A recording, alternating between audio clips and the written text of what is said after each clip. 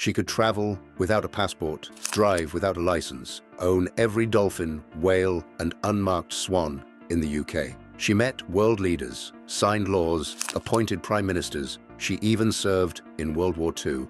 No other reigning monarch ever did that. For 70 years, she faced crises and heartbreak. Yet she stayed calm, powerful, untouchable. This isn't just royalty. This is Queen Elizabeth II. What she could do, no one else in the world ever could. Let's dive into the details. Queen Elizabeth II was not just a monarch. She was a living symbol of history, tradition, and continuity.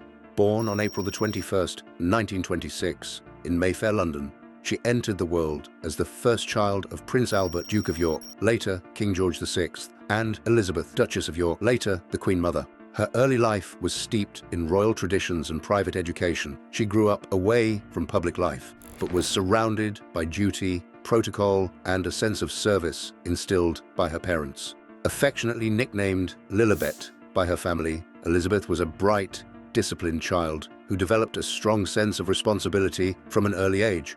Elizabeth's childhood was intertwined with the broader history of the British monarchy. She witnessed the abdication of her uncle, King Edward VIII, in 1936, which made her 10-year-old self the heir presumptive. This unexpected turn thrust her into a future she had not anticipated. She was educated at home, focusing on history, languages, and constitutional law, preparing her to understand both the traditions and practicalities of monarchy. Even as a young princess, she was deeply aware that her life would be devoted to service. During the Second World War, Elizabeth broke tradition in her own way. She joined the Auxiliary Territorial Service, training as a driver and mechanic. This made her the only female royal to serve in the military during World War II, and she retained those skills her entire life. She could drive a first aid truck, change spark plugs, and navigate a vehicle. Skills far from the usual expectations of a princess. This experience also showed her dedication to duty in a tangible, practical way. In November 1947, Elizabeth married Philip Mountbatten, a former prince of Greece and Denmark. Their marriage lasted an astounding 73 years until Philip's death in 2021. Philip became her steadfast partner and advisor, often guiding her through the complexities of royal life while keeping her grounded. Together, they had 4 children: Charles, Anne, Andrew, and Edward. The Queen was a devoted mother and grandmother, balancing personal life with public duty, a challenge few could imagine. Legally, she even had the power to take custody of her grandchildren, a privilege rooted in centuries of royal law, though she never needed to exercise it. Elizabeth ascended the throne in February 1952, at the age of 25, after her father's death. She became Queen of 7 independent countries, including the United Kingdom, Canada, Australia, and New Zealand, as well as head of the Commonwealth. Her reign spanned decades of monumental political and social change: the Troubles in Northern Ireland, decolonization of Africa and the Caribbean, the UK's entry into the European communities, and eventual Brexit. Despite these challenges, she remained a figure of stability and reassurance. Her role in government was unique. While she did not run the country, she held powers that no ordinary citizen could claim. She appointed the Prime Minister, usually the leader of the party with the most seats in the House of Commons. In extraordinary situations, she could choose or dismiss a Prime Minister. She granted royal assent to laws, approved orders in council, and presided over the Privy Council. She held weekly audiences with the Prime Minister, providing counsel and guidance in private, confidential meetings. Though such actions were almost never exercised, her role required extraordinary judgment, discretion, and a commitment to political neutrality. Elizabeth's personal wealth and privileges were equally extraordinary. The Crown Estate generated hundreds of millions of pounds in profit, while she also owned private lands, Balmoral, Sandringham, and a stud farm.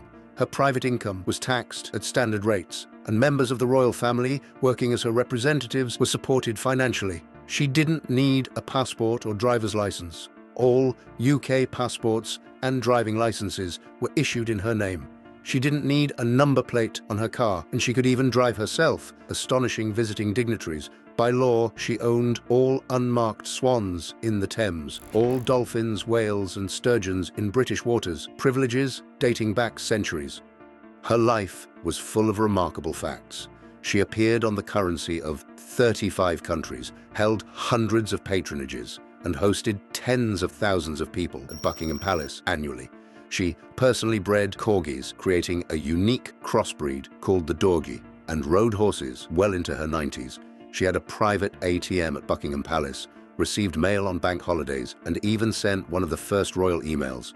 She celebrated 2 birthdays each year, her real birthday on April 21st and her official birthday in June, with the Trooping the Colour Parade. Despite her immense power, Elizabeth II was deeply human.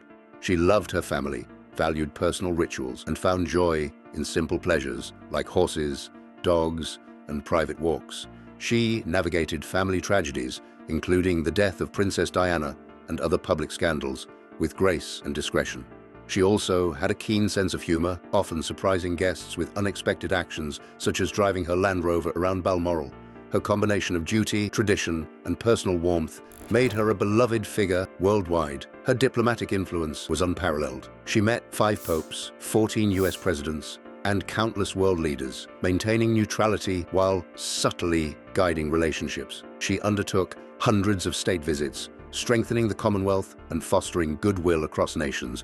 Even at the height of her reign, she balanced ceremonial obligations with careful observation of global affairs, offering moral authority without direct political intervention. Elizabeth II's work ethic was legendary. She rose early, reviewed extensive daily briefings, and maintained a strict routine.